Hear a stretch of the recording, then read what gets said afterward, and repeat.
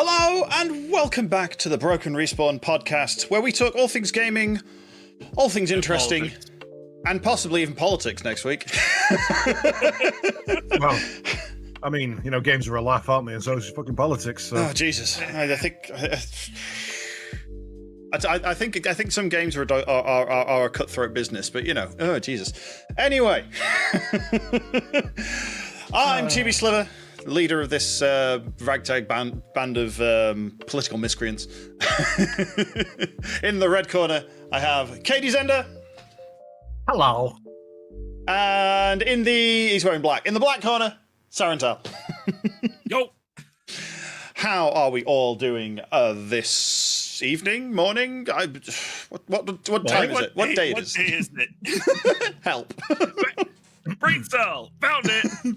No. Well, I wish I could have found the brain cell yesterday, because there was an incident in my life yesterday where I needed to warm something up and I needed to put it in the oven, and I needed a container, not just a tray.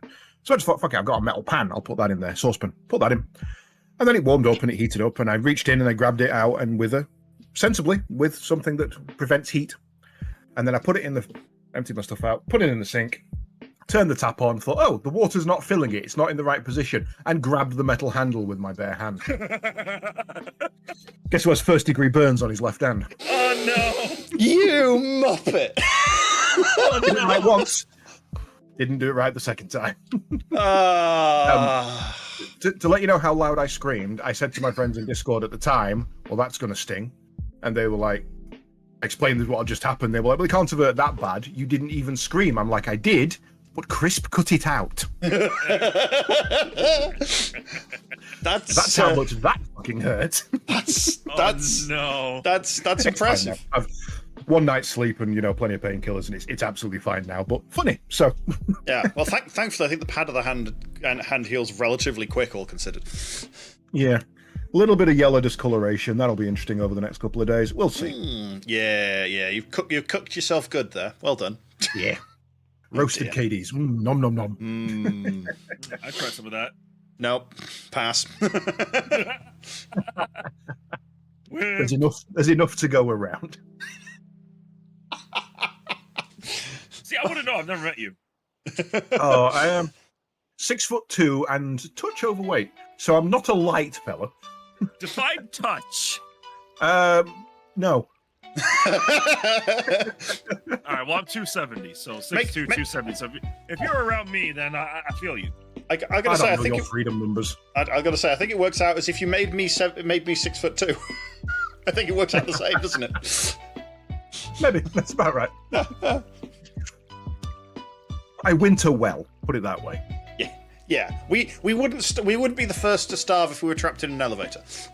No, You're built for Canadian weather. Awesome. You should come back. Yeah, we should. It's not like you'll have anything to do soon, right? not soon, but soon. Soon. Yes. Quick shots fired. Yeah. Dear. I think the brain cell left. We had it for That's a the second podcast. there. Goodbye. It connected. The problem is that me and Sarin have done 4 hours of hard tactical thinking prior to this, so that brain cell is exhausted. That explains everything. All eWeb knows at the moment is run from the Wookiee and eWeb go burr. Well, what? And then eWeb turns around and goes, "Why is the Wookiee behind me?" I shouldn't have let him behind me. That was a Wookiee mistake. You've been holding these in for the last 2 hours, haven't you, Caedes? No, you think I can store information? That's incredible. No, that was just right off the top. Oh God. Well, yes. For anyone unaware, for the last it is about 2 hours actually. Yeah, the last 2 hours, you two have been playing through your Star Wars RPG roleplay campaign. Yeah, Star Well, Wars. live at about RPG 2:30. campaign, yeah. It's now 8 o'clock, so it's been over 4 hours. Wow, really? Jesus. I honestly, I don't even know. I looked at my phone when I left the office. I was like, oh, Sarin's live. Cool. I didn't look at when that was. Fair enough. So, yeah, how'd that go then? It was fun, actually. Yeah, it was good. It, second Rebel victory, which leaves us 2-2 over the course. Ooh. So yeah, next one pays for all, I think. And my next one's the next wing, and my fleet has some proving to do after its joke of an outing last time. Vader was not happy. Oh dear. No, Vader has issued some ordnance, shall we say? Yes. Oh, well. It's a good game. Imperials lost, couldn't defend their own base. Bunch of pansies. Even though everything was, set for a bottleneck. Yeah. And it turns out an E-Web can't outrun a Wookiee, as we've discovered. Unsurprising. Man with turret running down a corridor. Just trying to fire backwards and it's not quite working, Basically. Open the goddamn doors. Open the door, open the door, open the door. Help. Yeah. No, it's good. I mean, I must admit, I'm enjoying the campaign. I say we're on 4 out of... Are we doing the full 12 in the end, do you reckon? I would like to do the full 12 if we can. So we've got a fair bit to go, and yeah, it's even Stevens at the moment. Which makes it more interesting, to be fair, because if it was a landslide one way or t'other, then it's like, Well, it was 2 Imperial victories off the bat, and then 2 Rebel victories have been the last 2, so it's nice to see it balancing out. Yeah. Mm-hmm. One day I'll manage to catch the stream. It just happens. You normally do it on either a night I'm busy or something. Well, it's a good thing it's recorded on YouTube, so you can watch it. It's got its own little file and everything. Yeah, excellent. So that's over on at SarinTal. Yeah, just at SarinTal on YouTube. I believe so. Yeah. Yeah. Cool.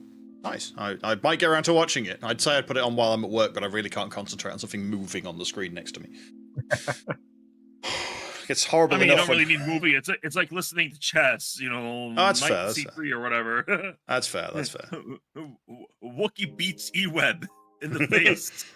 And Wookiee the Wookiee kills you. Wookiee beats E-Web with E-Web. Oh, where do you get that from? Wait, that's my leg. The trick is let the Wookiee win. That's what I said. I've always wanted to learn X-Wing, so that was kind of my driving force in joining the campaign. I'm happy to do it anyway, but that was kind of my I think I'll definitely give that a good go. Because I've always wanted to learn X-Wing, and I must admit I'm enjoying it. Didn't expect to enjoy Imperial Assault as much as I am. It's a very simple way of I roll these dice. Here's what I've got. You roll your dice. We take that away. That's what we end with.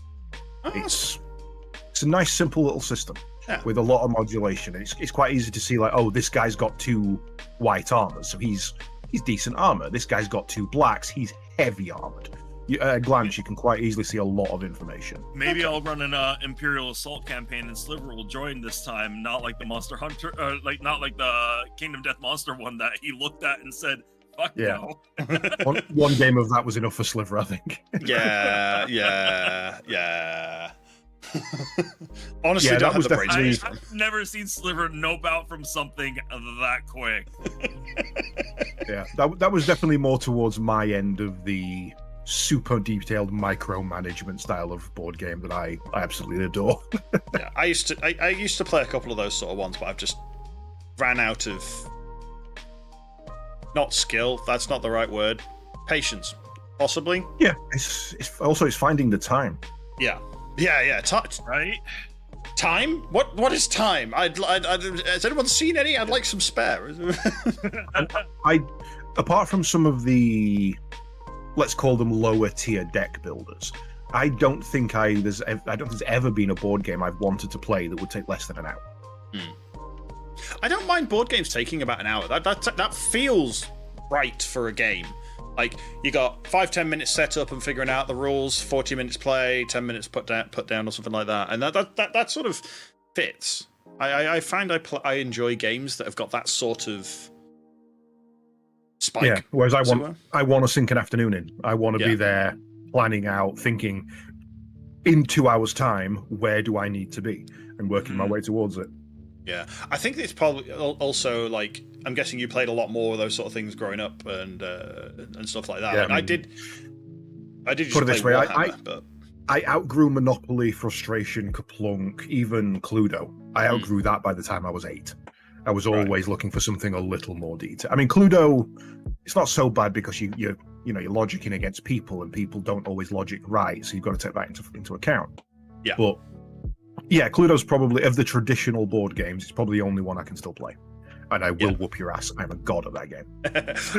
I've not played that very much. I think I played that once with. I think I've played that twice overall. Once with family and once with some friends. And I think that's the biggest thing as well. I never really played many board games, big board games with with family. Like we tried to sit down for a Lord of the Rings game, which I've got up there.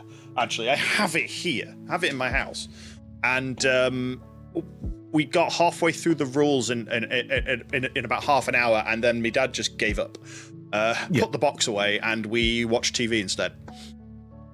Yeah, and that's how it goes for a lot of people.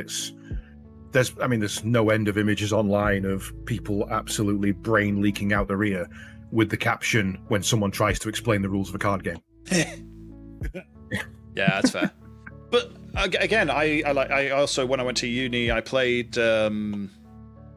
I want to say Pathogen. It's not Pathogen. Infection, virus, pathogen, contagion. It's the Pandemic. That's the game. Well, what Pathogen, Pandemic. Yeah. What we had recently. The word everyone tries to forget. Please. But used to played that game several times while at uni, and the downside for that game now is I could walk up to a board that isn't when you haven't got the biochemist add-on in, where someone's actually playing against the other players. I can walk up to that board, look at what's going on, and go, right, I could win this in like 3 turns. It's a logic puzzle that I've solved. Yeah, and unless you get playing against people, that can be how it is, and that's why I do like deck builders, because they always add an element of, even with the perfect deck, you still got the chance of drawing it. And speaking of deck builders, I can't show you the green box because it won't show up on screen. I'll show the red box. Uh-oh. I picked up Star Wars Unlimited. Oh no. Oh, nice. Oh no. It was at the convention, and I like this deck box. So this deck box, you got the top that comes off. You got your hero card that shows you what deck is inside. When you open it, you've got your base, and then you got your cards, and then you got your slot for tokens at the bottom. Yeah. So that's kind of cool. I like those sort of deck boxes. I've got a couple of them dotted around from various card games I've played. I was thinking board game wise, I actually remembered that when I went into Fanboy 3, the one of the local board game shops to me, I actually found 2 single player card games. And of course, one of them's got a flipping green bit on it, as per bleeding usual. Just can't win. The artichokes one, is it? No, level 10. Okay. So Ultra Tiny Epic Galaxies it's Epic Galaxies, but a tiny version that you can fit in your pocket, and it has a single player one that I've not got around to learning. Krem looks like I have many board games. Yeah, he's got a house full of them. Level 10's an interesting one, but it's basically a solitaire. The single player plays a little like a solitaire, but it's not quite. And you're just leveling, you level up. You have to play a level card that is the higher number than the previous one. When you get to level, I think it's 8. When you get to level 8, you have to reset to 0 to use the other ones, and you have to get all the cards out. I set it to the hardest difficulty it provided, and I was busy for 2 hours on that lot. It was just a logic puzzle to me at that point. But I just sat there, just like, this is actually surprisingly fun. Simple game, learnt it in 5 minutes, kept me busy for 2 hours. It was actually a great little game. I actually kind of want to play that with somebody at some point. Bring it with you to Omsky. There is one actually, Sarin, that you might be interested in. It's by Darrington Press, so the Critical Role gang, okay. And it's called Queen by Midnight. And the idea is that it's not quite a social deduction game, not quite a deck building game. And I think there's 6 or 8 characters, and the premise is that the current Queen of Midnight is about to die, and you have until midnight to knock out all of the contenders to the throne. And he's got his time gauge on it and deck building, and each of the princesses has their own. One's a necromancer, one's an artificer, that kind of deal. It looks. I'm tempted to pick it up myself, to be honest, but it looks quite good. Interesting. I also like another one of theirs, which I have already got, which is The Last Shout. It's a one-on-one, again, almost deck builder, where you devise a one-on-one, a reason that you and the other person are having a one-on-one duel. And then when you draw a card, it tells you the vibe of what you need to do, but you narrate that yourself. And you change the plot of the narrative as you're going. So it's like you're pinned on the floor and they're looking over you, and you get to say one last thing before they stab you in the throat, but it has to be a big twist. So you reveal to them that you're actually their son or something like that. And the choices that you make narratively then affect how it plays, and that's been very fun. Interesting. Yeah, there's a lot. Card games and board games are like indie games at the moment. Holy crap, there's a scattershot fuck ton of them. But some of them are absolutely gold. The biggest problem is finding those gold ones among everything else. Same with indie games. It's just like, how many indie games released on Steam yesterday? God, I don't know because I haven't bothered looking. Neither have I, but it's probably in the hundreds. I mean, look at Next Fest. That was 1,000 game. Yeah. If even 10% of those were AAA, which, to be fair, they were, that's still 900 indie games, all supposedly dropping in the next 6 months. Yeah, you can't keep up at that pace. No. I think I had 15 to try, and I only got through about 10 of them in Next Fest. I just was not prepared at all. But to be fair, the ones I tried, most of them I were really happy with. Yeah, I've gone back and played it 4 times now. It's called Shape Hero Factory, and it's Shapes.io. But all the shapes that you combine become heroes, and then those heroes go into a tower defense. I saw you 2 playing stages. That one. I have already cracked up. Let's have a look. 5 hours in that one. Wow. Like, I saw you playing that. I was like, okay, shapes. It looked very. I probably didn't catch it after it started getting a bit more complex. But it looked very simple at the very beginning, which is fine. It's a factory game. It's going to teach you. Yeah. But it was an interesting idea of factory game and tower defense. Well, the complexity single tower defense. It's almost an anti-lane push, like a horde defender. Yeah. So if essentially every time you can look at your factory while in the tower defense mode, and every time a hero gets to the portal, he appears on your tower and rushes the nearest appropriate enemy. Okay. And obviously, if you've got, for example, horses is one of the good heroes that I found. If you've got those coming in as a third as often as the standard unit, then you're producing a third of them, so they're not going through as quick. But each one is divided up into a build section and a combat section 3 times. So it's build, combat, build, boss. Okay. And then you go on to the next stage of the map, which is roguelike. And you choose which path you want to go, whether you want to get new units, whether you want to get better research, or whether you want to take out a boss to weaken the final boss kind of thing. And then again, it's 3 stages: build, combat, build, boss. Yeah. And you just keep doing that until you get to the end of the zone. At which point, if you do beat the final boss, you then just carry on. You restart that process on a harder difficulty, essentially. But your factory's still there.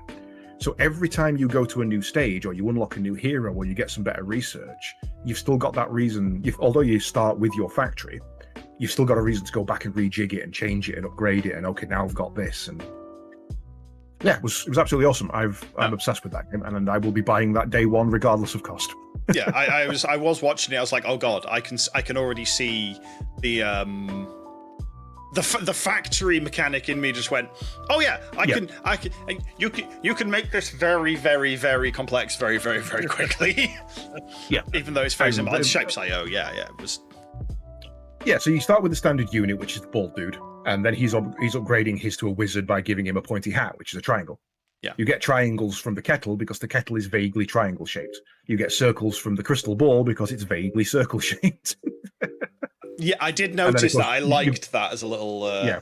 And then you can cut them down, and triangles become rhombuses, and circles become semicircles, and that gives you other things. And if you combine half a square with a triangle, you get a spear, and then you put that on a dude, and he's a spearman.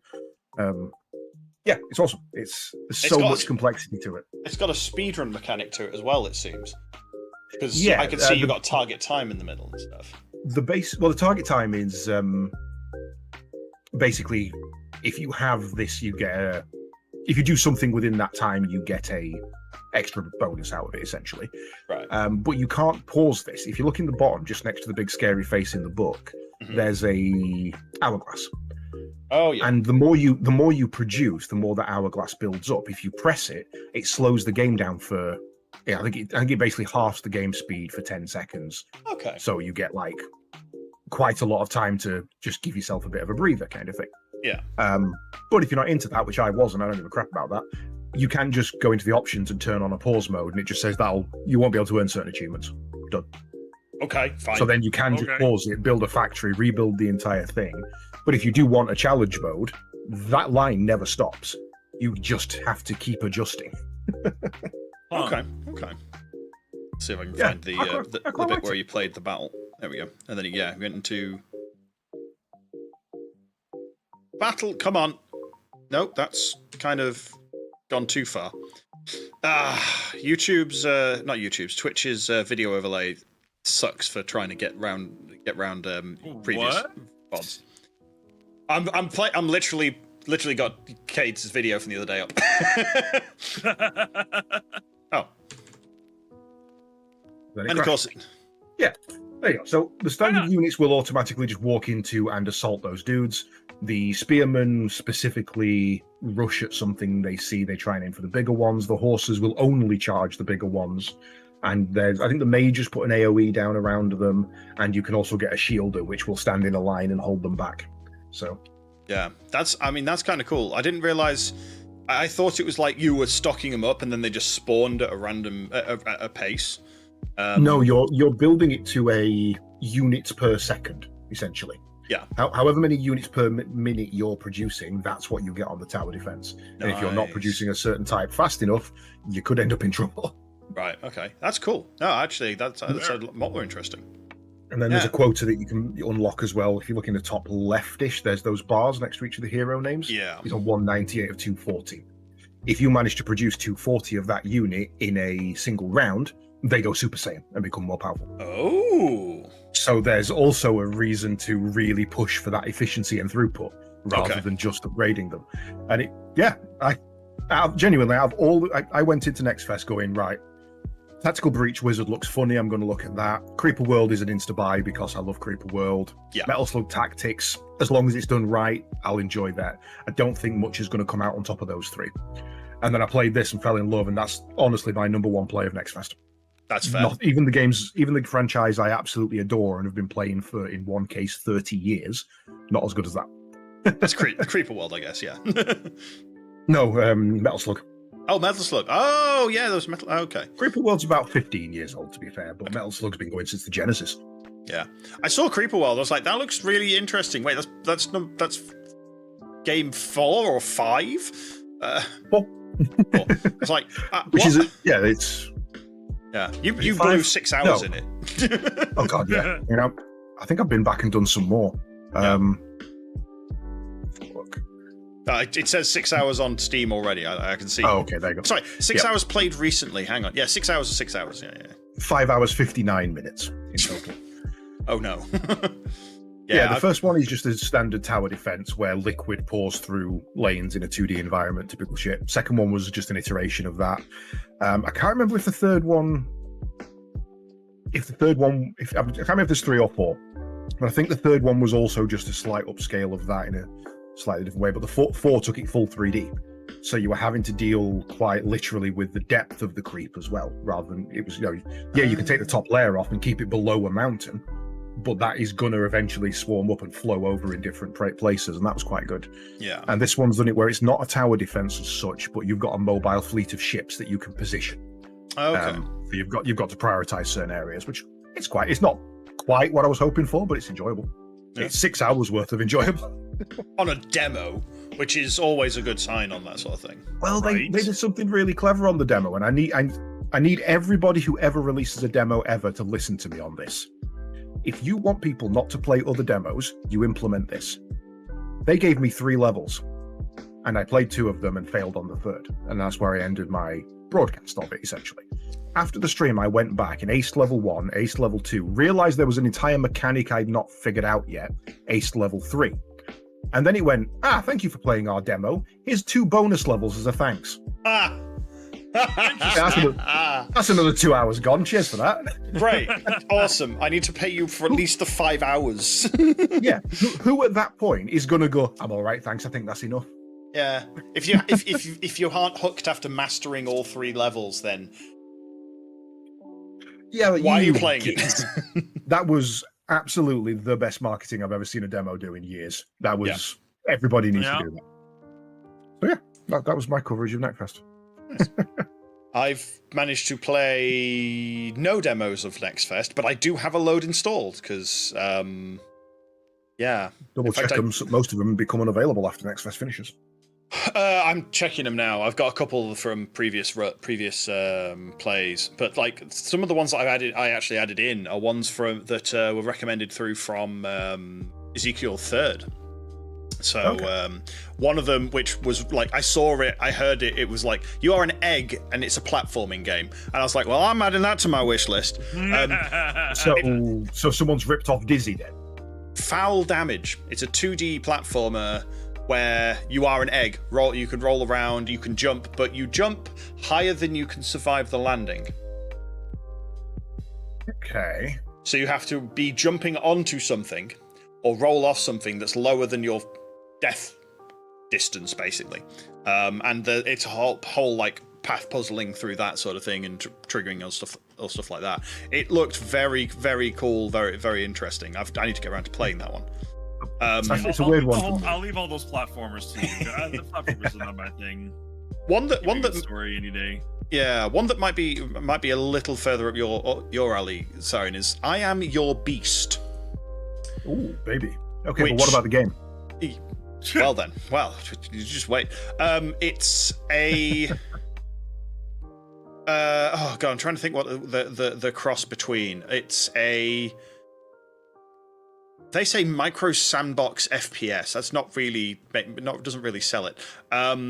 It's a bit like Super Hot in a way of like it's overdone graphically. I'll just pull the video up. Hang on a minute. Come here, you bugger. The video's running away. There we go. So you're an elite agent. You've got to kill everyone in the area and escape through. But like you run around, you pick up the weapons off them. You shoot. You're trying to kill everybody as quickly as possible on the way through. So it tickles my fancy of the speedrunning game, but it's like a high accuracy, quick kill sort of one. And you can sneak around, or you can just run around and just gun people down like this. But this one looked very, very, very interesting for that side of things. I need to get around to playing the demo, but you see why I think it's a bit more up your alley, because you like the FPS style stuff, don't you, Sarin? I mean, a bit more. I do.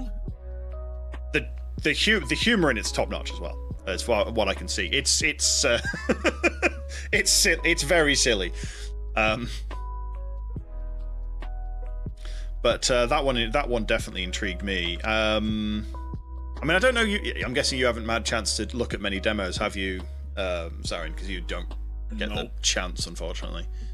Nope, I have not had the chance. Like just these past couple of weeks, I've barely had the chance to play Star Citizen, which is why I really want to get a big group to get that Xeno threat mission going. I know that for tomorrow. Yeah. I was going to say, I know that Federation are doing an event. They've actually organised something at some point. I don't know when it is. It's usually outside the times of where I have availability. That's the thing. Yeah. I know they had one on. But yeah, the other game that got my eye was Warden's Will. It's Risk of Rain 2. That's the quick explanation. It's a Risk of Rain 2, like, 3-player co-op. Did you see the other one? Yeah. The Shoulders of Giants. which is Risk of Rain 2, but you play as a frog riding a mech. No. Shoulders of Giants. Shoulders of Giants. Because I Bear saw with me a that and minute. thought Sliver will like that. Shoulders of Giants. Ultimate prologue. Oh well, they've got an ultimate and a prologue, and they've got a demo out. Okay. Oh. What? one of the weapons you can get is a bus, and the bus runs things over. There you go. You're a frog on a mech. Yeah. Oh, trying to stave off the heat death of the universe due to entropy. It's minimum stakes. What?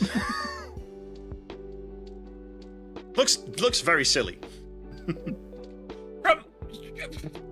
Who the hell sent me this? The character that's riding the mech is controlled separately from the mech, so you're technically playing two people at once. I'm like a bastard. Why would you tell me these things now? Oh, you've just looked at the link that. Yeah. Bastard. This is giving me Crab Champions vibes. Actually, this game is. Okay. It's a roguelike, Actually, I guess. Sliver, a game I've been told that I have to recommend to you, Backpack Hero. Oh yeah, I've Oh. had that recommended several times. God no. Too much brain space needed. Ah, okay. I'll have to borrow the brain cell More for like a bit. backspace needed. Oh no. Hey, where do you think I keep my brain? Hey. No, which bag was it in? I don't know. That might be the problem. Left it behind. What was the actual link? So oh, it was Asmodee. Okay. Yeah. X-Wing and Armada production is ending, but they're continuing with Legion and Shatterpoint. Yeah, that's fair. That's fair. I mean, and Legion's been one of those I want to learn to play, especially since I played a lot of Warhammer. I want to learn to play Legion. Yeah, I was going to say this earlier when we were talking X-Wing. X-Wing, I remember trying a while ago, and I was like, back when it first came out, in my friend's shop, and I really enjoyed it. And he managed to get a load of people to be interested in it, and it just died. It just stopped. Because so X-Wing V1, there was just basically a lot of cookie builds, cookie cutter builds that if you did not play the specific way, you were not going to win. Yeah. Right? So when version 2 came out, they completely revamped a lot of the rules and a lot of the ship abilities and character abilities, and the way points and attachments work, so that you could see a wider variety to build lists. Yeah. So I was just like, where the hell's this music for? The music in the background of the podcast. I'm like, I don't recognize this song. Has it randomly driven into my Monster Cat stuff? No, it hasn't. It's just a song I've not managed to not hear yet. Okay. which is surprising. That is actually slightly surprising. Anyway, yes. Yeah, because that did confuse me for a bit about why. I just saw it come out. I was just like, one came out, it was out for a short while, and then a 2 was announced within like a couple of months. It was like, and that just killed all interest in the local scene, because they were just like, oh, what the hell? And yeah, it never took back off again at that point. So I think, unfortunately, there's a very niche community that continued in. There are still tournaments and all that. Yeah. But again, it's one of those games that I find, I still have fun with. It's great to throw it up on Tabletop Simulator. TT Sim has kept so many things alive. Yeah, creating narratives with it, as we've been doing, with our Reckoning campaign, I think is a great use for it as well. Yeah, I mean, I only from speaking to people, obviously I have no confirmation of this. One of the other problems with it is that, like me and Sarin are doing, you want to play big battles. You want to have a capital ship and things buzzing around it, and destruction and asteroids and stuff like that. At that point, you might as well play Armada. Forever. Yeah, it just takes forever. And Yeah. while some people enjoy that, setting aside that much time or having to wait until that battle's over so that you can have a go is very tedious. And you've got to remember that a standard board, a box that you buy from the shop, comes with 1 X-Wing and 2 TIE fighters. Yeah. That's Yeah, a it's like- basic play. it's We're like playing 4 with ships 4 max. TIE fighters, And 2 that's TIE a- bombers, a capital ship. And that's a 30-minute game minimum. Yeah. Yeah. So 3 for ships, the 30 opening minutes. box. It's by adding more ships doesn't necessarily make it more fun, and they're not cheap. So when it's physical, you've really got to consider how much you're going to get out of them. Yeah, that's true. But to be fair, I have seen some amazing miniatures put out of it that people have painted. One of them was what was the old TIE sail? What's the one that could cloak? The TIE that could cloak? TIE Phantom. Phantom, thank you. Someone painted that where one of the wings was mid shimmer, so you Ooh. could see the stars behind it and a blue tracer line halfway up its That's clever. I like that. ion nacelle. Was really good. Oh yeah, there are people that have done amazing things with the miniatures. And of Yeah. course, the problem now being with the advent of 3D printing being so common, why am I paying for yours? I know the rules. Yep. Yep. Yep. I mean, that was 25 quid for the 2 X-Wings and a TIE fighter. You're That talking was, maybe $10 a model, essentially. I can print that for under $50. I think that was the other big kicker at the time, especially at the time. It was like, oh yeah, I'd like to get this. It's how much for these 2 months? Huh? What? Put it Yeah, I down, think move that's- away. And I think that's like I understand you're looking to make money off the game, but don't make money off the models now. I think just I don't know. It's Make money off the money off the content. Yeah, it's like you're not Games Workshop. You will never be Games Workshop. Don't try and be Games Workshop. We don't want you to be. No. You Well, see, yeah, you it's see got- the other. Yeah, You should join us. You should should join us for a match one day. maybe. When time lets me. Jesus. Yeah, no, that'd be fun. That'd be fun. Yeah, even if it's just for I'm a not bringing that couple one of- to Armsky. I'm not taking no. X-Wing to Armsky. Well, we could just make sure it's installed on TTS on one of the machines, and we'll just play turns with keyboard and mouse. We could actually do that. We could just load up a game on TTS on the to be TV fair, at Humsky. If everything goes to plan, I'll be taking a limited laptop, so it's doable. Yeah. Not that rather I mean, than that's based on the last time. Not that we'll need it. No. I think Suka Game and Mario Kart covered video gaming and gaming in general quite well that week. I mean, to put it this way, we had 17 people, all of which ostensibly are at least limited gamers. Yeah. Not a single person even asked to play Smash Bros. All week because we just had so much else to do. Nobody, it never even got to the point where we just thought, let's just knock 10 bells out of each other for a bit. Yeah. I think I always see Smash Bros and Budokai Tenkaichi as the end of an evening. It's when nobody's really paying attention anymore. It's just something on in the background. Yeah. I mean, we barely got 4 people in to play on Mario Kart. I think that was just we set it up and passed remotes out, and that was how that happened. It was a quiet afternoon, wasn't it? If I recall. Yeah. Waiting for Wasted and Co to fall off a mountain.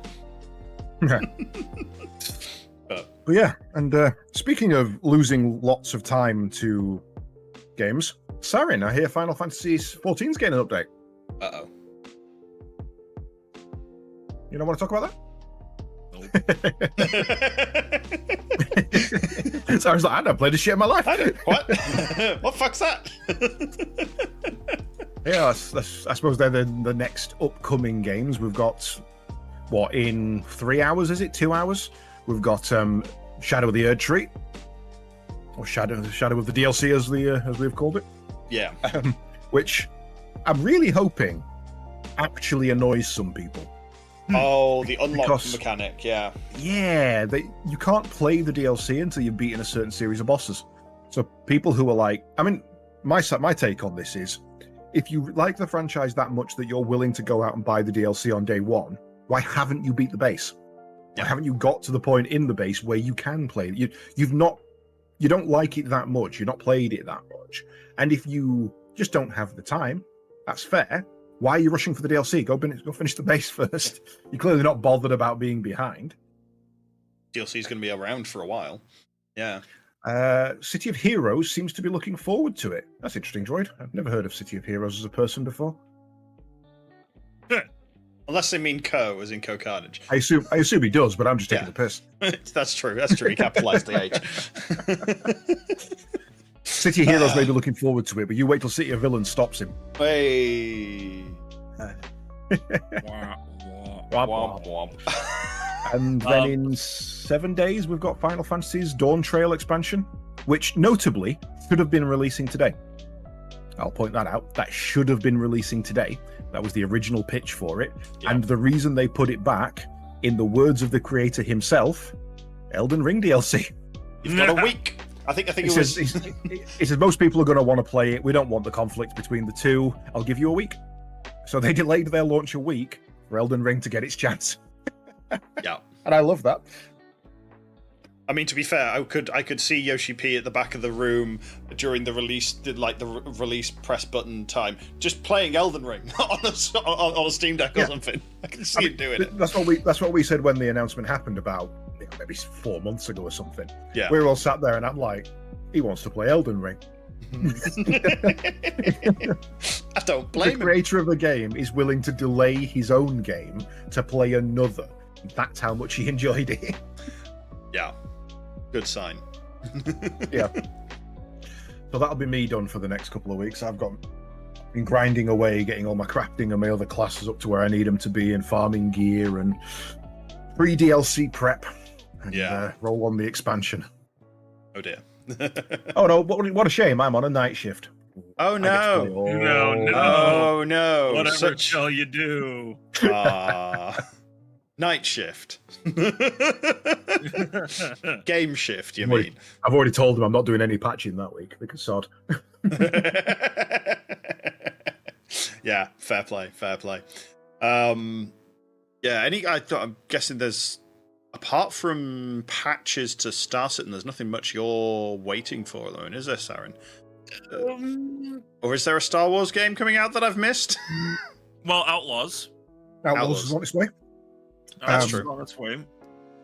I know he's been enjoying Horizon Zero Dawn, so you've got the Lego version to look forward to, which sounds like a piss take. I'm looking forward to that. Lego Yeah. Horizon Zero Dawn. Why? Because Why not? Lego. Because Lego. Okay. Fine, I guess. We do have a Funko Pop game coming out, I believe, which does contain Star Wars, though is not of itself Star Wars. Yeah, I saw Well, I that one. I was haven't like, paid I'm much sorry, attention to what? The most I saw of that was because I watched the Nintendo Direct the other day. I was like, oh, okay, the fuck. A couple of years back, I was joking about this. Like, the only people who could compete in the Smash Bros. Space is Lego. Because Yeah. if you think about a Lego battler built like Smash Bros., but with the ability to pick a character as you go in, and then have 3 components: head, body, legs. And each one gives you an attack. And then you don't get items as such, you get body parts. If you knock a body part off someone, you can replace yours with it to change out your gear and your stats. Heads. That'd be a great little game. But obviously Lego don't want brawlers, which is why we don't have it. You know, it's not a kid-friendly genre. But that's kind of what Funko's doing. Yeah. They're basically doing a hero battler with Funko characters. And I think that's sensible. There's so much they can do with it. Why not? Yeah. I did look just like it's Fortnite in Funko. Yeah. That's It's hack and slash Fortnite. yeah. Kind of nice, kind of silly. I'm gonna guess it's not going to be that much of an expensive game. So I don't know how. So Star Wars is one of the games I'm waiting for. Yes. I don't know how true this rumor is, so take it with a grain of salt. Okay. Look at the whole bottle. Keep drinking. One of the actors, one of the voice actors for Squadron 42, mistakenly put the release date for Squadron 42 on their IMDb file. If Oops. it is to be believed. If it is to be believed. Okay, well let's keep the hype to a minimum where we can. Is it this year? If it is to believe that it's supposed to be this year. Okay. Are we talking next quarter or this quarter? I'm guessing, and this is what has been my theory. I'm going to stick to this theory even more so now. It is going to be Chris Robertson's big announcement at GameCon. Okay, so we At could be the seeing Citizen Con, relatively which is why I am so mad those tickets are sold out. That's soon. fair. I would be too. I wonder if they sold out the second that IMDb thing happened. I don't know, but if it, I'm so mad. Yeah. Sarin, did you see the announcement the other day for the newest Star Wars series? It's Lego, so take it with a pinch of salt. I can't think what it's called, but the basic premise is some young Jedi has gone and messed up the universe, and the bricks have all been swapped around. Darth Jar Jar. Yes, Darth which Jar Jar. officially uncanonizes Darth Jar Jar. No! Because this is a what if. Darth Jar Jar is canon. No, he's not. He's no longer canon. He's now alt canon. He's now fired out of the cannon. Wait, no. Darth Jar Jar is alt canon now. But I really like the kit they've done, because with the kit you've got a white Darth Vader, a Darth Jar Jar, the main character in good and bad. Jedi Vader. Beach Luke. Beach Luke. He's dressed like the Big Lebowski. You got Darth Jar Jar, Darth Ray. There was another Sith, and then Darth Rebels. And then you have the Shadow Falcon or Dark Falcon. The Dark Falcon, honestly, that kit looks awesome. Oh, it's beautiful. And the only reason I'm not going for Insta buy is that the radar dish is shooting a laser on the front cover. Why is your radar dish shooting a laser? It's a mini Death Star laser. Yeah. It's a mini Death Star laser. That's why. But a mini Death Star laser is just a laser. That's all it is. But yeah, no, I do love the look of the Dark Falcon. Oh yeah, It's so cool. It's so nice. My only problem with the show so far, tie uglies are in it. I don't like tie uglies. The ones they've canonized are the standard tie cockpit with the X-wing chassis on the sides, the ABS foils. So we're probably going to see some tie wings as well, the Y-wing variants. Yeah. Okay. But I hate tie uglies. I just absolutely hate tie uglies. Oh dear. Why? There's no way that they could handle that power throughput. They'd short out. No, I like it. Why do you think they blow up so easily? Yeah, exactly. It's like I'm assuming you've played X-Wing Alliance, the old PC game. A little bit of yes. Yeah, there's a bit in there where you start fighting the proto ties, and it's like a TIE fighter with one wing, or a TIE with three ball cockpits and stuff. You're like, you're so ugly. Oh dear. I don't like them. Do not like them. I like to shoot. Lego Broken Respawn when? I mean, I've got a hammer. Somebody get your 3D printer out. Yeah, it's there. I could set it up. But what does a broken respawn look like? This is why I haven't managed to make a logo. This is why it's BR, because we could just do the set. What do you mean? What do you mean? What does a broken respawn look like? It looks like a respawn teleporter that's knackered. I mean, preferably with an out of order logo. Sign on it.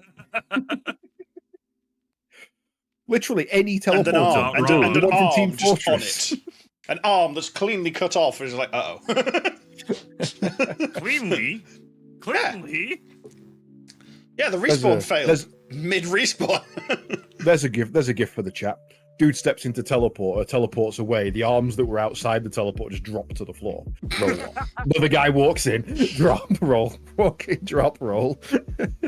Oh, no. Yes, can we please? Somebody make this. Somebody please make this. We need it for our channel. I could certainly give it a go. Lego Fi Sliver and me will walk through a portal and our arms just fall off. What? That's all that needs to happen. We shouldn't be allowed technology. No. It's not safe. Take it away. Oh, dear. So I've just got open on the page next to me is the Nintendo Direct listing of all the things that came out. I was like, yeah, okay. Because that's where the Lego Horizon Adventures was listed, actually. It was only coming out on Switch. Did you manage to watch through that, Caedes? I think you did, didn't you? I did, yes. Yeah, I watched through most of the event announcements, to be fair. Yeah. I'm just trying to think, like, on there, one of them stands out massively of, we need to probably play this. The Four Swords Adventure. Yeah. I was really. No, it's Legend of Zelda, but it's 4 players, so it's the old top-down Game Boy versions. Ah, yeah. So unfortunately, you have to have a Switch subscription, which I think we all have anyway. Yeah, so you have access to. I think you have access to it. I don't think it needs the top level one, but yeah. The original one was you had a GameCube and 4 Game Boys attached to it. Misconception. The original one was Game Boy Advance, and thus could be played on just 4 Game Boy Advanced. However, it did have a feature where if you had the Link's Awakening 4 Swords disc, you could put that in and use your Game Boys as controllers. That's right. Sorry, the wrong way around. Yeah. A lot of people say that it was only ever on the GameCube. It's like, no, it did actually released as a cartridge on the Advance. Yeah, I saw one of the cartridges locally. I nearly bought it. Kremlik, it's not called The Legend of Zelda. If you play as Zelda, it's called The Legend of Link. You know the rules. Yeah. But that looks like good fun. We probably get all 4 of us through because it's online multiplayer for it. Yes. But we can actually all 4 of us can suck at Zelda together. That sounded horrible. Yeah, until one of the Links goes rogue and decides that everybody needs a bomb. Oh no! I'm gonna get blown up again. It's been a long time. I'm trying to remember what gear's in it. You got your boomerang, your sword, your shield, your bombs, bomb chew. No, you don't have your bomb chews in that one. Actually, I don't know if you get your staff of portals in that one. I wouldn't know offhand. Where does that come in the listing? Don't ask me. After Link to the Past? Have you ever seen the fucking Zelda canon timeline? Yes, I've stared at it multiple times. That's how I figured it. Like 4 of the bastards. It's almost as bad as Gundam. Nothing's as bad as Gundam. How many timelines does Gundam have? 7 now. Shit. AC, UC, CE. ICU? What? No. Build. ICUP? The one I can never remember the name of, Iron Blood Orphans, and all of those at the end merge into the AE timeline, which basically is them going, no matter where you start, the second you build Gundams, you're going to end up at a nuclear-powered god. So stop. Because nothing can damage the Turn A Gundam. Never mind, beat it. Yeah, no, those timelines are fucky. Don't go near those. Okay. Yeah, I was just looking at the timeline for the games. I've done because I skipped Legend of Zelda after I failed it in Adventure of Link. A Link to the Past I've done, Link's Awakening I've done, and Ocarina of Time I've done. The next is Link's Awakening. Ocarina and the 2 Oracle games are by far my favourite. I must admit, we knew there wasn't much going to be announced at this Nintendo Direct. Yeah. But I was kind of hoping for a 3D remake of the Oracles. And also hoping for a sneak peek at the very, very rumoured Wind Waker Twilight Princess double pack that's going to be hopefully coming soon. Yeah. Because those are also very good games. Well, considering they announced a new Legend of Zelda, which is actually Zelda, so it's a Legend of Link. Yeah. That was a hell of a surprise. I don't think anybody saw that coming. No, they knew that people knew there was one coming, but I think it was nicknamed. I think they nicknamed it Edward or something like that. But I'm intrigued where that's going to get put in the timeline of the timelines, because flipping heck. But yeah, that if they can get the other games onto a release on Switch, that is every single Zelda game available on one console. Is that true? Think so. It would be all the main lines. Yeah. I don't know about all though. Well, Majora's Mask, Oracle of Seasons, and Oracle of Ages is available. Four Swords is now available. Wind Waker needs doing. Four Sword Adventures is the GameCube add-on to Four Swords. Minish Cap is on there. Twilight Princess is on there, because I've got that in front of me on... Yeah, no, that's Skyward Sword, sorry. So Minish Cap would only be on the digital. I don't think I've ever done a re-release of that. Minish Cap is on the Game Boy Advance player.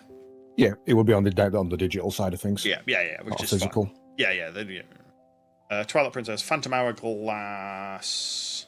Yeah, I don't think Phantom's on there. Phantom and Spirit Tracks, they're they're DS only. Yeah, the DS only at the moment. So I wonder if they're going to do Phantom. No, isn't Phantom Hourglass on? It's not on Wii U, is it? Ooh, they do redo don't Phantom think Hourglass? so. I think they were DS only. Because they follow directly on from Wind Waker. Yeah, I can't remember which one I've got in the other room. I've got one of either Wind Waker or Phantom Hourglass in the other room. So which games have you played then? You've played Link to the Past. None of them. I've done A Link to the Past, Link's Awakening, Ocarina of Time, Majora's Mask. I thought you'd played at least. I thought you played at least one of them. I've never played any of the Zelda games. Okay.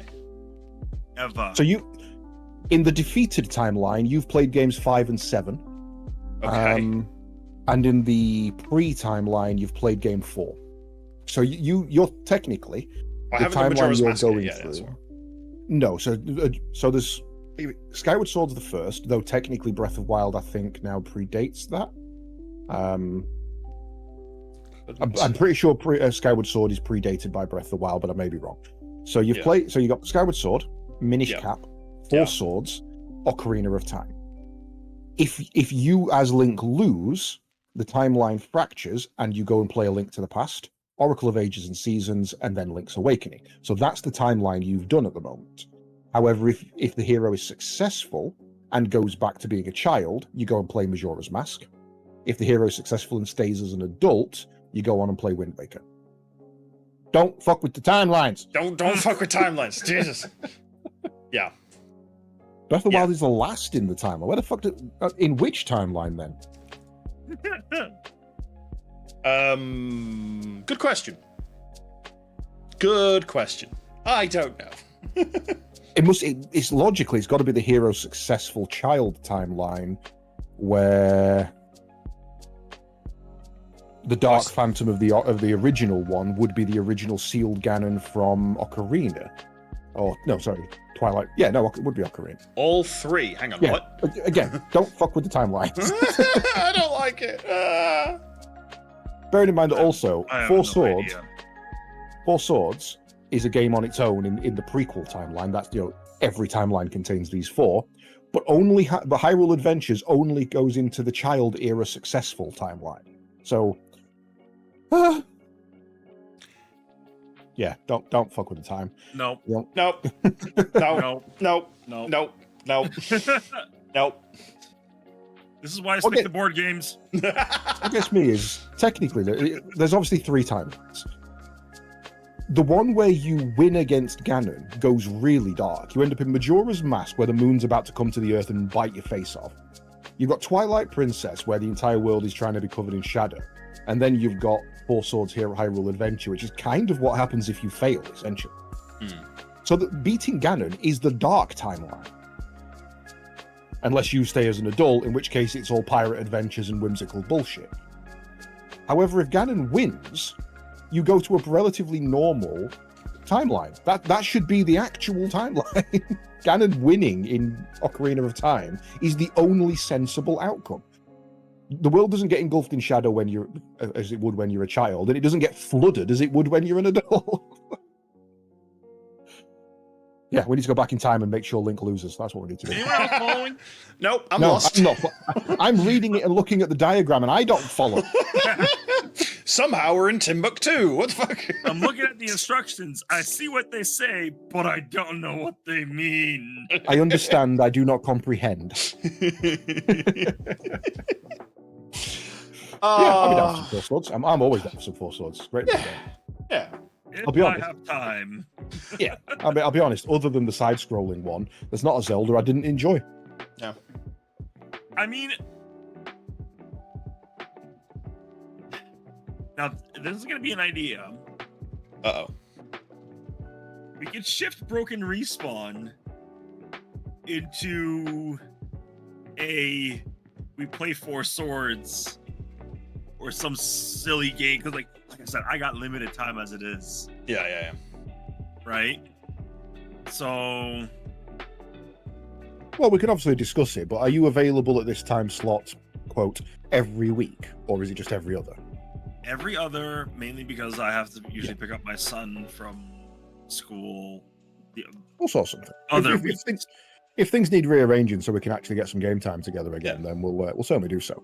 We can definitely, like, I mean, it's going Fridays. to probably have to happen soon anyway because I need a new job. So Yeah. And I mean, that will actually mean that my timeline opens up rather than closes. Sliver's promised to hang out with me, but I've yet to see him, more times than one in Star Citizen. He hasn't even updated it yet. It did. Then they updated it again. Yeah, there was another update recently. Yeah. Honestly, I was actually slightly annoyed on it because I remember it performing better on my rig, and I That tried sounds like to a problem with your rig. I know, and it would cost money to fix. It needs an update again because I realized. I mean, the other day I was looking at when I updated. My graphics card I bought 4 years ago, and that's the about newest item in there. ooh. I'm running a 2600X. That's 6 years old. Yeah, so he's still on DDR4 as well then. Yep.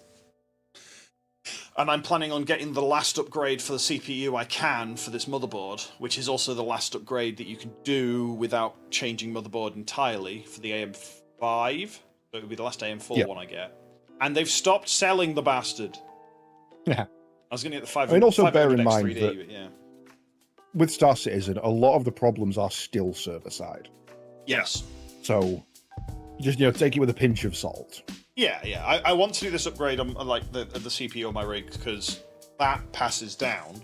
I upgrade the CPU on my main rig, which means that my previous one becomes the upgrade on my streaming rig, which means that one then ends up waiting around for me to get a cheap motherboard for my server. It all just spins round. But yeah, I mean, if you get it right, you should be able to upgrade a component a year and keep on top of things. That's what I tend to do. Yeah, motherboard being my next one. Yeah, there's a variety. Get it right. Yeah, if you're not stymied by budget for long periods. Yeah, all it takes is one thing to be haven't had a delayed, and it kid. soon adds up. And a dog. And a dog. And a cat that decided to eat thread and turn himself into a necklace. Oh shit! True. Still dealing with that shit. Literally. He's still not eating properly. He's still. Silly cat. Speaking of cats, I noticed that they're putting Stray out on Switch, and I looked at it and just went, "Oh, that's gonna suck." Did you see how badly the anti-aliasing was struggling on that? They turned off the anti-aliasing. It was just like, God damn. Yeah, that game pushed a PS5 to its limits. I genuinely want to see the speedrun of that. See how it's going to be broken broken on Switch. Yeah. Anything that requires a low frame rate, I think I wouldn't be surprised if some of the speedrunners that know some of the big glitches are like, "Ooh, that one might work now." It's just like, just like, yeah, I don't need to go and bash my head into the wall behind the guy that wanted the blanket. They could probably just accidentally clip through the wall at the beginning of the level and yeet themselves to the end. Probably. You know, it's like the speedrun for Little Kitty Big City. The any percent speedrun is 30 seconds. Because you run forward, you clip through a wall. You run forward, you jump over the puddle. You run forward, you climb underneath something and stand up, and you yeet to the finish. That's it. Nice. That's the game. 20. I Was think it it was. Outer World or Outer Wilds, where there was a dev reacts to speedrun kind of thing, Outer Wilds. and they were doing an any percent speedrun, and the guy basically just starts, picks up his gun, sprints to the end, presses the button, ends the game. It's like 4 minutes or something. And one of the devs like turns to the other one and goes, "Didn't we patch that?" Oh no, that is Outer Worlds, I think. Because Outer Wilds is the one where you're exploring a small thing on a time loop. Yeah, and the guy basically is like, our entire game is optional. We've built an optional game. You don't have to do any of it. There's no story triggers blocking you from just going to the end and pressing the button. That's it. No, Game that is Outer Wilds then, I think.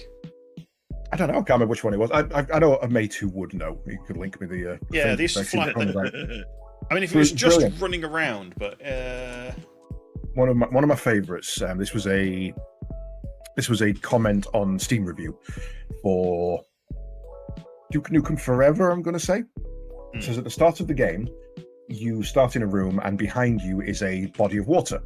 If you turn around and climb into the water and duck down, Duke will drown, which is the best possible ending and means you don't have to play this terrible game.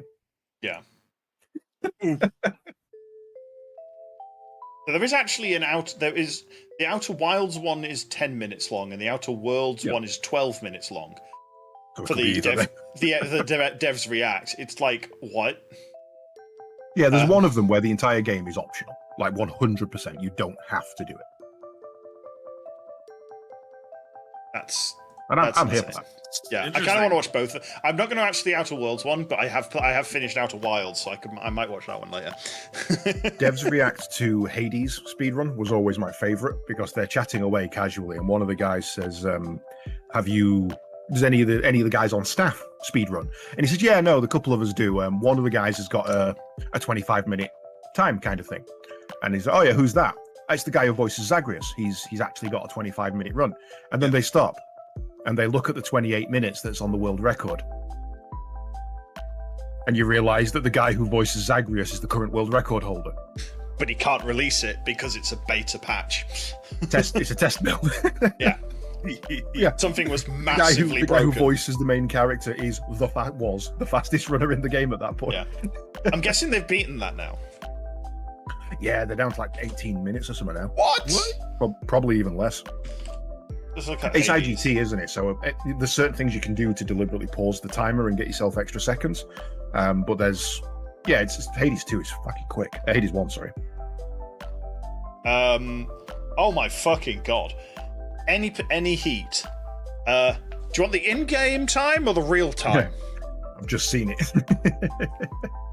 Yeah, IGT 5 minutes 4 seconds. Crack on. And the RTA is 14 minutes 22. So that's 14 minutes from pressing go to It takes them beating- 15 minutes to beat it in 5 minutes. Yeah. Because that's loading times. All of that will be most of that will be loading times. Anytime you're making a choice, anytime you're conversing with a god, Okay, that's so when IGT pauses. okay, so they can, which Doesn't is pause after beating a room, and doesn't pause. There's another one as well that's quite a significant one. I can't think what it is. yeah, because I'm guessing that the IGT is the important one, but the RTA is the tiebreaker. I don't know the rules on that, to be honest. I based on this, It looks like IGT. yes, because there's a 15-minute 12 that's behind a 15-minute 18 real time. yeah. So yeah, must be. I have no idea how this works. I just fly in, I shoot something until it stops moving. Well, that's Hades. I mean, Yeah. that's what I'm loving about Hades too. I can sail around launching skulls at people. I have wand. I enjoyed watching you run around and beat things to death with a massive axe last night. Oh yeah, the axe is pretty cool. It takes some getting used to, and you've got to get your dodges right. but I beat Cerberus on 1 HP. and Anything I was else on 1 is a HP waste. for a good 2 minutes. I was gonna say anything Just else is a dodging. waste. Yes.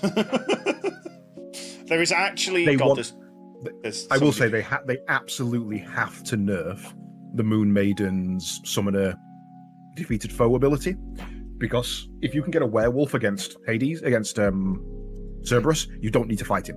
He will kill it just as quick as you can. Interesting. Some of those Notes. guys are broken. Yeah. I mean, I've just looked at the Hades 2 speedrun any percent, any fear. 6 minutes 31 to defeat the demo. The demo. Well, not demo, but whatever is released right now. Oh yeah, I mean, bear in mind that Patch there's this is something that a lot of people have gone on about with Hades. How, and me to be fair, was one of them. They're releasing it in staggered order again, like they did the first one. But with the first one, they released just Asphodel. Yeah. Then, sorry, just Tartarus. Then just Asphodel. Then another boss was added on top, and then a couple of months later, another boss was added on top, and then another couple of months later, the last zone was added. So you were waiting, let's call it 6-7 months before you could even attempt to fight the last boss. You couldn't complete the story. It just wasn't possible. You only had 1, 2, or 3 zones.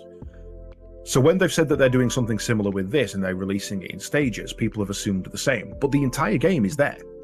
You can defeat the boss, you can play the story, all of it is there. Yeah. What they're adding in later is extra bosses, a run to Olympus, which is partially in there at the moment, and a third one which we're not sure about what that's going to be yet, And all plus the additional artwork. story. And So all the when they artwork say story, it's a demo or a beta release, it's still the full game. Yeah. They're talking about expansions. Yeah, I think they've said that though it is early access, there is more content in this early access right now than there is in the full Hades game.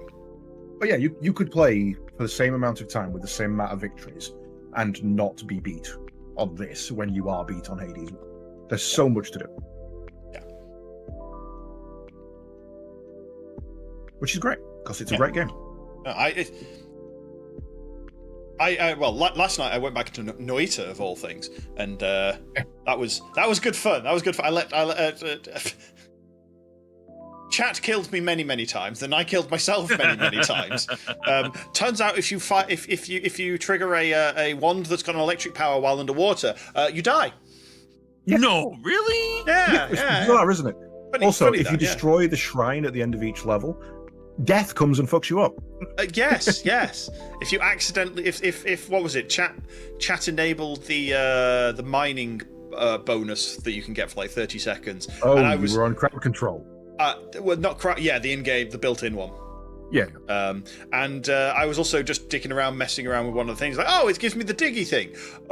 Not realizing that the effect on that one is massive, and the projectiles from the wand just keep going. So I fired it off 3 times, deleted the boss room. At which point the boss deleted me.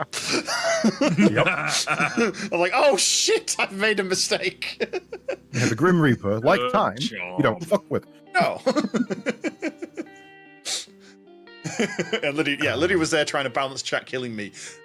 Fell asleep and also managed to nearly kill me multiple times because some of the options seem innocuous, like potion rain. Yeah, but the problem is some of those potions are lava. Yeah.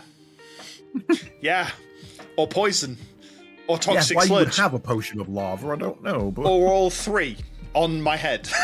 it's basically a vial containing any liquid that can be placed in a vial. Well, and, it's actually any liquid that can be in the game. Yeah, any Every liquid single that can be placed in a vial. Oh yeah, true. I do love the mechanism of the game, though. It's kind of mad. It's a very fun game. Yeah, I mean, sometimes the ones that the funny ones are the ones like, remove ground. Whee! Everything in the screen just disappears. Mhm. All the ground. So it's just like, oh shit, now I'm falling. And everything around, everything that was on it is falling too, and all the explosives are falling, and all the liquids are falling, and everything. It's just going to explode down there, and you've got to fall to. Noita is good fun. I'm glad I played it the other night. It was better than Better than bashing my head against a boop clip. Boop Boot clip. I don't know that one. Boop clip from from Hat in Time.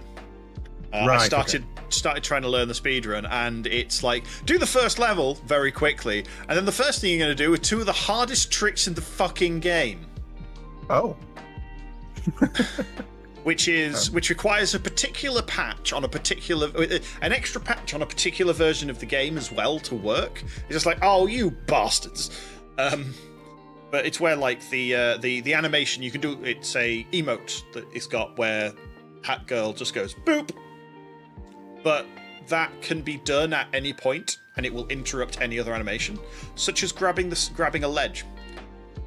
So you jump at a ledge, and just as she's about to grab it, you do the boop clip, so she just lands at the point where she would have grabbed it, and then she's inside the bit and falls down. And then you can jump outside of bounds. Yeah. First one, forcing out of bounds. First one's fine. You do that, you jump backwards slightly, you land on the inside of the sign that you've just slid down the inside of, and then you can jump across. And then you got to do one to get. Then you got to do another one in a place where I can't get the camera to be in the right orientation because there's shit everywhere because you're out of bounds. To try and jump back in bounds to get to somewhere, and I spent an hour on that. Yeah, fair. It's damn it. So I need to practice that one. Yeah. Hey, Sliver, do you know we've talked about doing an archipelago run at some point? Yes. They've just added Celeste 64. Oh no. Imagine having to play a Zelda where all of your unlocks are coming from Sarin playing Celeste 64. No. Oh god, because Celeste, I need to play Celeste 64. To be fair, I was thinking about this the other day. Actually, if we did do something, if we could find a good multiplayer game to all play, but have all of our locks, all of our unlocks and gear and everything in a Factorio server that chat are free to join. Yeah. So they've got to build the factory, do the mining, and produce the research that gives us the progression in the game we're playing. Oh no! We'll end up playing the Factorial server ourselves. I mean, We may have to at some point. yeah. But is it actually supported? Factorio, yeah, I was one of the first. Really? Okay. Yeah, that was on there from day one. Oh god. Okay. So Factorio. I mean, we thought about doing a Legend of Zelda Metroid run. Yeah, that's a Crossover. slightly different thing because It's a there's a game that combines the two. Was it Legend of Metroid or something like that? Yeah. But yeah, you can quite easily tie that into this. It does work. Yeah. I'm actually slightly. I was like, why isn't Celeste on here? But then I remember Celeste has no pickups apart from the strawberries. Yeah, that's exactly. It makes no sense otherwise. They could have put behind the strawberries, but there's nothing to unlock back. Reed, that's a setting you can change. So we could set it so that none of our unlocks are in our own game, and as there's only one other game within the seed, all of our unlocks would have to come from Factorio. Yeah, we could probably. I mean, there's also Final Fantasy and stuff like that, but I know that Risk of Rain 2 is in it. Yes, which is another good one because every random thing you get provides an upgrade to somebody. Yeah. And I think unlocks you get are unlocks of the actual items you can then pick up, if I recall correctly. I think it works that way around? It's your weapons and your upgrades, as far as I'm aware. I'm not entirely sure. Yeah, so that could be interesting. Ooh, Noita's on there. Oh no. Noita, that's what made me look. Oh no. We could do Noita. Risk of Rain Valley 2. is on there. We could genuinely do a Factorio server linked to a 4-player Stardew Valley where all of our money comes from chat in Factorio. Oh no! So we can only spend what we earn from them. Can we have it linked back where we get like the stuff we sell sends resources back to Factorio? Yeah. Yeah. I don't know how it works and how the linkage from Stardew works. Our but yeah. progress on Stardew would affect the progression You would probably have it so that it affects the research in Factorio. So they've got to provide us money, which lets us produce things, which allows us to sell it to get research so that they can provide us more money and have it circular. If it's set like that, I'd have to look into the options. Why do I get the feeling we'll be doing a charity run for this at some point, and it's going to be like a 48-hour hatred? I have a week off in July. I just want to make that announcement. Ooh, July. I am off from the 20th to the 26th. I usually do charity, or I usually do 24-hour streams on my birthday, so... I don't have anything booked in July.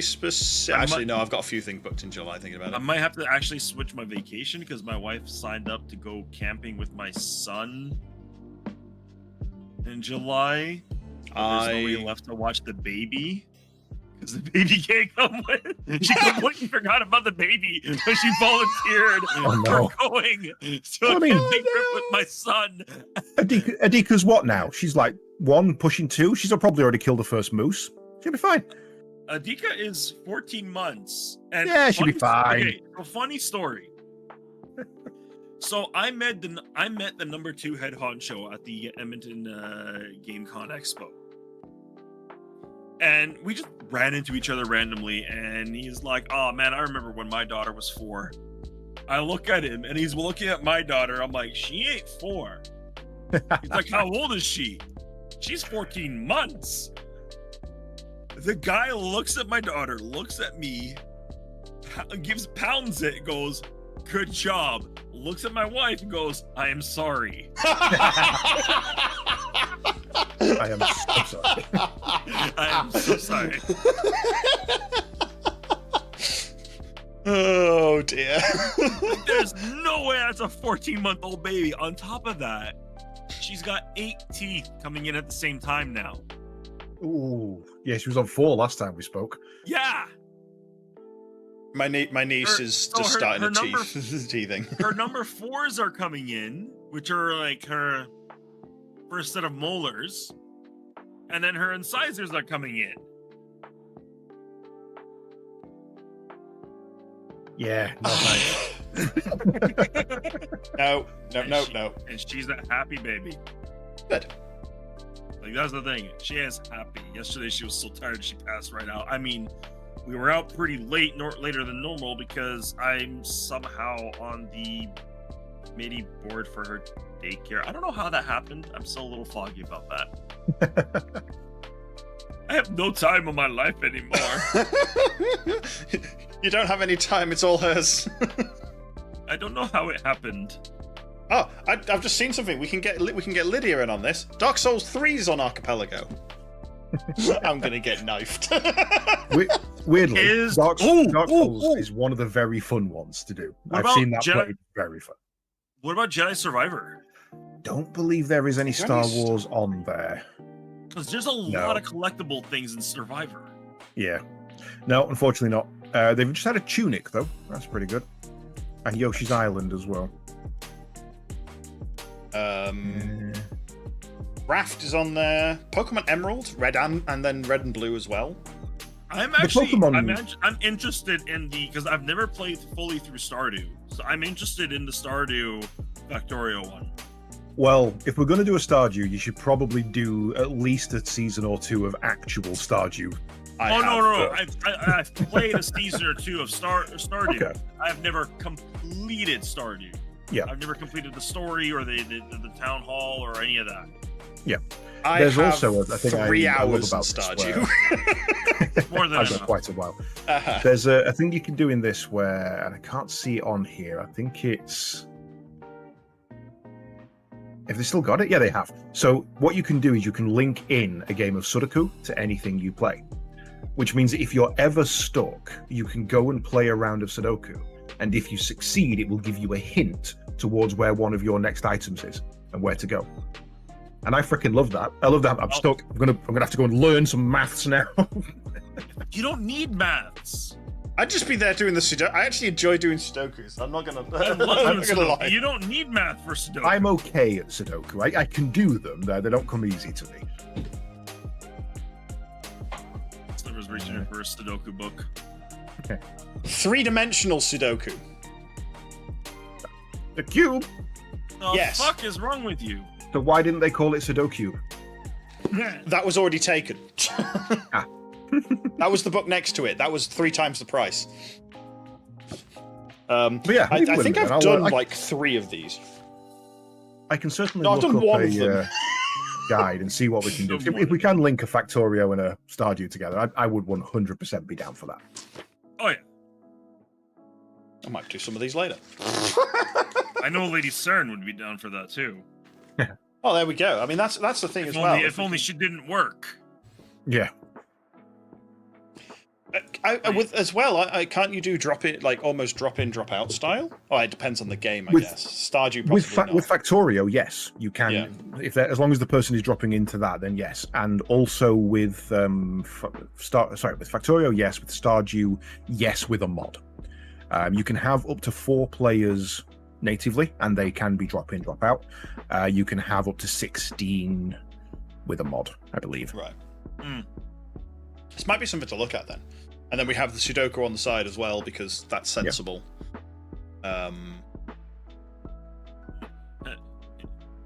Your And I next, suppose- your next unlock is available in the water. Go fishing. Yeah. Oh god, I hate the fishing. Genuinely, that will be the hardest thing for me because you want to play with as limited mod set as you can. I have never ever played Stardew without modding out that stupid, shitty fishing minigame. I hate it. It is the worst way you could have possibly done that. Oh, somebody's angry. I hate it so much.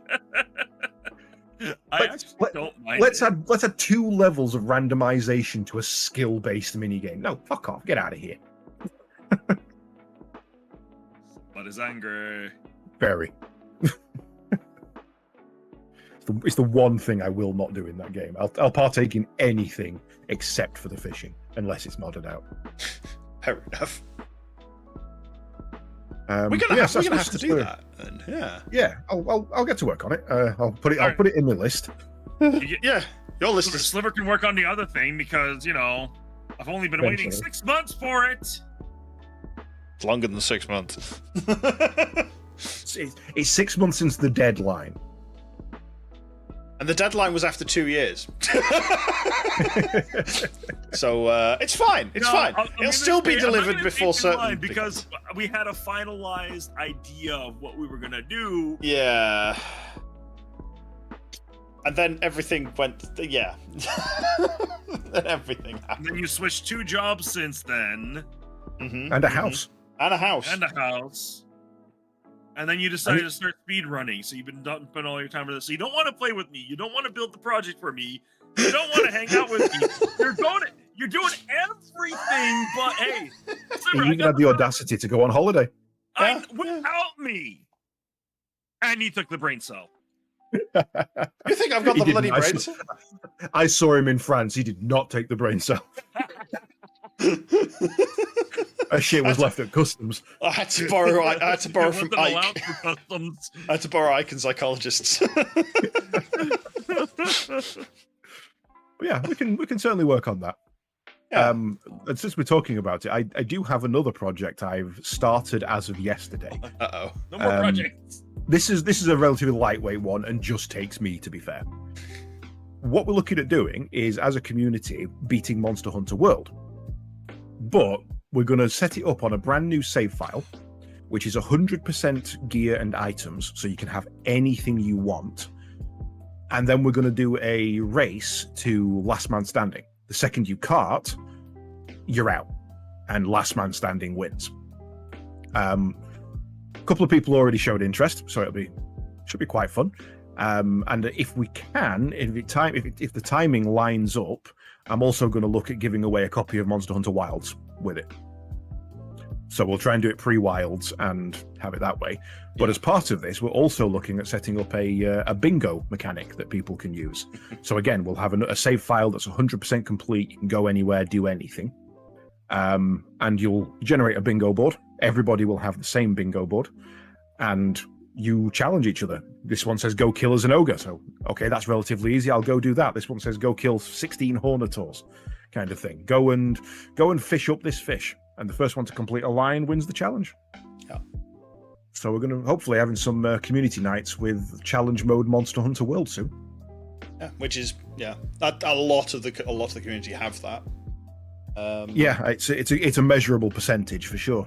Yeah, and is it cheap at the moment? Is it going to be just World? It certainly will be soon. It will be Iceborne probably. Iceborne. Just simply because of the way the save editor works. Oh yeah, of course.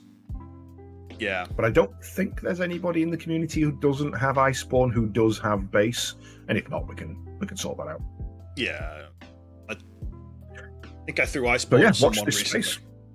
It could be some, could be some new community incentives coming, and Misty's already said she'd be happy to get in on it. So I'm assuming that means Misty DV and some of her community as well for some nights. Yeah. So some lovely little. We'll stick that on the YouTube for people to watch. Yeah, and there's definitely probably across in Lydia's group as well. Oh yeah, I always forget Lydia's isn't part of ours. That Lydia does have her own Discord, but yeah, I'm assuming Lydia as well. Hi, Lydia. Hello. As long as we can get the mod side of things working out without having to fuck around quite heavily on each person's machine. The idea at the moment being, if I can set it up and just send them a file, job done, we're ready to go. Yeah, and it'll just be a save file that you edit quickly. Or you just use the edit essentially, you load the save file, go into it, use the edit character voucher, choose your name, appearance, and then we'll start from there. I still need to figure out my keep talking nobody explodes stream. Very fun game. Very fun. I need to play that as well. I'm looking at doing it with a community input where the community is helping me. Oh no. Yeah. Oh no. I mean, the way to do that would be to be in a Discord with yourself muted so you can't speak. Yep. That'd be the easy way to do that. Oh no, and there's just like 10 people in there screaming instructions at you at the same time. I mean, I've only ever done it with 3 people, and that was bad enough. I think that'd be something great to try out with you guys before I throw it at the community. Sure, I'm down for that. I'm always down for keep talking. Yeah. Because I would have it in VR as well, that's the thing. Highly recommend. We played it in VR, and the guys who I played it with, we've known each other 20 years as of September. And we very quickly developed a shorthand for each of the codes, because we've known each other such a long time. We get each other relatively well. So you quickly build up essentially like a D&D thieves' cant for how you talk and explain things to each other. And it was really fascinating. Bastard on left, twat on right. Jet would have to be on that one, because I know when Jet, Sliver, and I play a shooter. Oh god. We don't have to talk. Yeah. We know exactly what the other one's doing. As Sliver watches me face plant into the side of the wall because my parachute didn't open. The most impressive I've ever seen it was we were playing a community night in the Armco Discord on Deceived. Was it? The one where you got to run 2 of you are monsters and you go and get the blood bags. Deceit, isn't it? Yeah. Yeah, Deceit. I think that's it. Yeah. Mac and Wasted were both of the infected. Oh no! And without communicating a single word directly to each other, they wiped every single one of us out without being suspected. It was pure hive mentality, and it was scary as shit. I am unsurprised that happened. Whereas what was clips on YouTube, you can go find it. It's fucking horrifying. Oh, Whereas when Captain Shack's infected, you can tell because he goes, "Ah." At the start of the round. There was when we first started playing it, there was a joke that the virus must be called the C virus, as in Charlie, because every single round of the 8 we played, either myself, CaedesEnder, or Captain Shack were always infected. It was either both of us or at least one of us in literally every single round. Oh dear. Isn't Deceit 2 due soon as well? Or is it out? Not already out, to be honest. I actually hadn't checked because I know. I think we did a night of it. Yeah, Deceit 2 free to play, mixed reviews. Pity, I guess. Just under a year ago. Wow. Well, I mean, it's always going to be one of those kind of games. Never going to get great reviews, but it's a good one to just throw up on Halloween.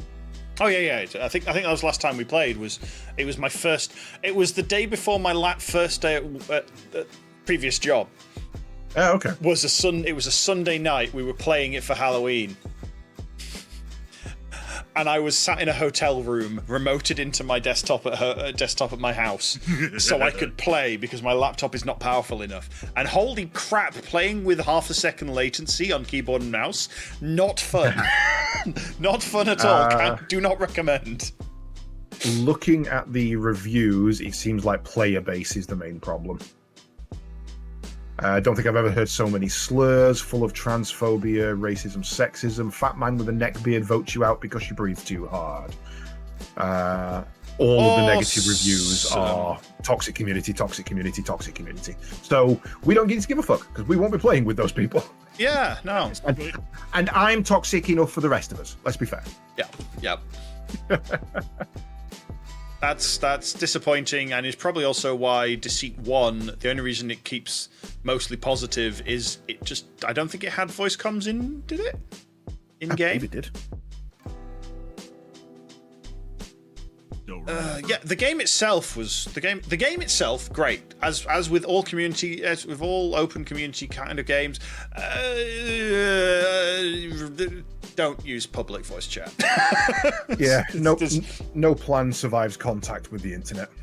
No, I don't even use public voice chat in Helldivers, and they recently completed a community event that had no benefit to players in game. That's how little I saw we that. want anti-tank mines. Stop trying to give us anti-tank mines. We don't want them. we hate anti-tank mines so much that we save the children in real life. Yeah, right. The original thing was go to this planet, take out some bot factories, get anti-tank mines, or go to this one, take out something else, and get an airburst missile launcher. The entire community is like, give it a fucking airburst. And having used it, that thing is beastly. Love it. So then they were like, okay, so we'll probably just give it away later, kind of thing. 2 or 3 major orders go by. We black hole a planet, not joking. And then they put up a new one saying, okay, anti-tank mines or save an orphanage. No reward for save the orphanage. We go and save the orphanage, and they donate remember Leet Speak? They donate the Leet Speak of the word Helldivers in money to a charity organization for the Save the Children. Oh, and still we don't want those mines. We do not want. We'd rather have you go bankrupt than give us those mines. I thought it was the number of number of rescues they manage, or something. I think it was the number of rescues that was managed. 4,000 something rescues. My understanding was it was the word Helldivers in Leet Speak. H is 4, E is 3. No, because 4 is A. Either way. Depends which version of 4 you use, but yeah. Either way, they donated money, which is awesome. $4,311. There we go. It's on Max YouTube and it's amazing. Yeah, it was uncanny how they were able to hive mind. It's fucking balmy. Yeah. But yeah, we sacrificed firepower for saving some children, so we are good people. Yeah. That's twice I've been a hero. Protecting our future generation. Yeah. Mm-hmm, I protected some children, and that if I had a real world effect by playing a game. So, bully me. Excellent. And also, I saved thousands of lives during the pandemic by not going outside. I'm a hero. The government told me so. It's not a joke. The government's genuinely like, be a hero, stay inside. I'm like, bitch, you thought? Bet. There's an outside. That's where I've been going wrong. That's where the pizza comes from. Yeah, because it made me laugh. The joke was, my mum always said, sitting around and playing the games, I'd never amount to anything. I saved lives today. I mean, that's one of the things with all like the charity things for speedrunning and stuff like that. It's like, yeah, no, I may be no lifing a video game, but I'm raising hundreds of dollars for a charity for a good cause. Sarin's happy. What's Sarin found? Into a passion. Turned a hobby into a passion. Passion into a job, and a job into a charity. Fucking brilliant. Can't fault it. You know my obsession with crossbows in any game that I play. Oh, no. Okay. He wants the Helldiver's crossbow. No, I've tried it. I don't like it. But I'll still play with it. Star Citizen is getting a crossbow. Oh god. Why? Not all games need a crossbow.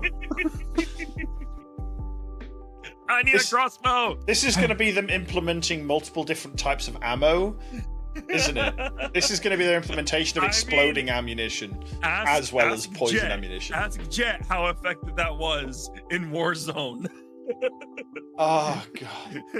There's a guy running away. Sarin snipes him with a crossbow, and you just see his shields tick, tick, tick, and he falls. How the fuck? Literally, I had picked the perfect site, which had the range markers on it, so it did, and it was an ACOG site, so it didn't give me sniper glint. And I'm sniping these guys with a crossbow, so they don't hear where I'm shooting from. And all of a sudden, they get a thermite round into the face. You're the reason we can't have nice things. Yep. That note, ladies and gentlemen. Yes. Yep. It's been almost 2 hours. Holy shit. Who wants to go first? Literally 100 minutes. I'll go first because I gotta get going. No worries. Sarin, you're up. I am SarinTal. I do way too many things in a week, and part of those is streaming on Thursdays and Fridays when I have that availability. And you'll notice that there is a new QR code in my description here. Please scan that if you guys want to join and follow the Edmonton Beyblade Club, which is a completely separate channel that has been made to allow for the other judges and members to post videos there. And that way we're not flooding the Broken Respawn Discord with all the Beyblade related stuff. So go ahead, check that out. Other than that, I will see you guys tomorrow for the hopefully successful attack on the Idris. Kill some bugs. Caedes. I am CaedesEnder. I occasionally remember to stream. As you can probably tell, I've got a lot of projects on at the moment. So we're going to have to set up an archipelago. We're going to be doing some Monster Hunter races, bingos, and I'm also still in the process of setting up a Monster Hunter board game or D&D campaign style thing. So lots and lots of work to do. I do stream over on Twitch. Unfortunately, I was going to stream tonight, but it is getting a bit late and I've got a couple of other things I need to finish first. So next stream from me is probably going to be Saturday, where we will do something. I don't have plans. I did have plans, but I don't have plans anymore. Gunstar? Sliver. And yes, I'm TBSliver. I'm live Tuesday, Wednesdays, and normally Fridays at 8 p.m. over on twitch.tv/TBSliver. Not live tomorrow because I am going to the Twitch Manchester meetup, the official one that's managed to organise itself somehow. I'm not entirely, by basically someone else taking over, which is great. Otherwise, I've been doing a lot of learning speedrunning stuff. I've started to learn a hat in time and found out that some of these clips are a pain in the butt. But yeah, other than that, whatever game takes my fancy, as well as possibly some software development stuff if I feel like doing that. Although I do that for a day job, so I generally don't. Oh, I could work on Sarin's project in a stream. Yes, I probably could do that. That would probably be a good idea, wouldn't it, Sarin? Yes. I mean, if you want to live past October, yeah.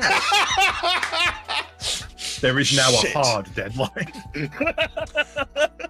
Add on that threat to my own existence. If you stuck around with us so far, please make sure to hit that bell, give us a thumbs up, and stay tuned for future craziness that we do, guys. Yeah, 2 weeks' time, it might be a podcast, it might be an archipelago. It might be both. We'll find out. Find out next time. Catch you all next time. The Archipelago podcast. Enjoy. See ya.